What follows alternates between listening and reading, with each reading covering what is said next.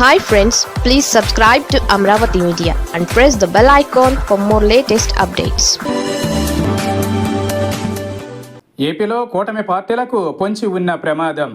కూటమికి రాజకీయంగా ప్రమాదం పొంచి ఉంది. తప్పుల్ని సరిదిద్దుకుంటే మంచి జరుగుతుంది, లేదంటే అసలుకే ఎసరు వస్తుంది.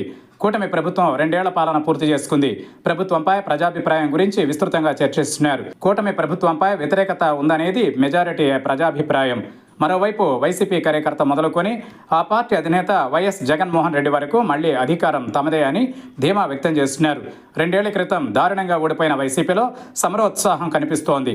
2 ఏళ్ల క్రితం అపరిమితమైన బలంతో అధికారం చేపట్టి పాలన సాగిస్తున్నా సంతోషం కనిపించడం లేదు. ఇదే తేడా.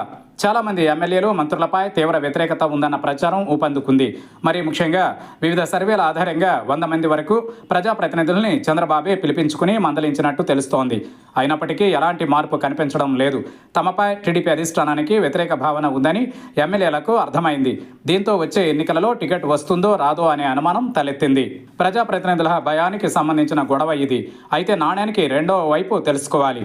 మళ్లీ ప్రభుత్వం రాదని నమ్మితే అది మరో ప్రమాదానికి దారితీస్తుంది. ప్రభుత్వం ఉన్నప్పుడే ఇంటిని చక్కదిద్దుకోవాలని ప్రతి ప్రజాప్రతినిధి అనుకుని ఇష్టానుసారం దోపిడీకి పాల్పడితే ఇక చెప్పడానికి ఏమీ ఉండదు. అప్పుడు మరింత చెడ్డ పేరు వచ్చే ప్రమాదం లేకపోలేదు. ప్రస్తుతం ఎమ్మెల్యేల అరాచక పర్వాన్ని చూస్తే మళ్లీ అధికారంలోకి వస్తామో రామో అనే ఉద్దేశంతో వ్యవహరిస్తున్నట్టుగా కనిపిస్తోంది. అందుకే సీఎం చంద్రబాబు ఎన్నిసార్లు మందలించినా కూటమి ప్రజాప్రతినిధుల్లో ఎలాంటి మార్పు కనిపించకపోగా మరింత రెచ్చిపోతున్నారు. కనీసం సొంత పార్టీ కార్యకర్తలకు కూడా ఆర్థిక ప్రయోజనాలు కలిగించడం లేదు. ఎన్నికలలో భారీ మొత్తంలో ఖర్చు చేశామని ఆ సొమ్మంతా రాబట్టుకోవాలి కదా అని ప్రజాప్రతినిధులు ప్రశ్నిస్తున్నారు. రాజకీయాన్ని వ్యాపార రంగంగా భావించే వాళ్లే ఎక్కువ ఉన్నారు. పెట్టుబడి పెట్టాం, అసలుతో పాటు లాభాలని కూడా 5 ఏళ్లలోనే రాబట్టుకోవాలనే ఆలోచన తీవ్ర పరిణామాలకు దారితీస్తోంది. ఇదేదో ఒక ఆంధ్రప్రదేశ్ రాజకీయాలకే పరిమితమైన చెడు సంప్రదాయంగా చూడాల్సిన అవసరం లేదు. దేశవ్యాప్తంగా ఇదే దుష్ట సాంప్రదాయం.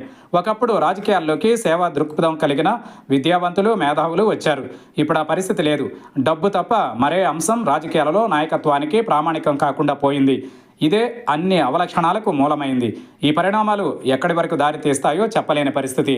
దోపిడీకి అధికారం ఆయుధం అవుతోంది. అధికారం అండగా ఉంటే ఆర్థిక సౌధాల్ని నిర్మించుకోవచ్చనే ఆలోచన. దీంతో గెలిపించిన ప్రజలకు, టికెట్ ఇచ్చిన రాజకీయ పార్టీలకు వెన్నుపోటు పొడవడానికి ఏమాత్రం వెనుకాడడం లేదు. ఈ నేపథ్యంలో అధికారాన్ని దోపిడీకి పాల్పడే వారే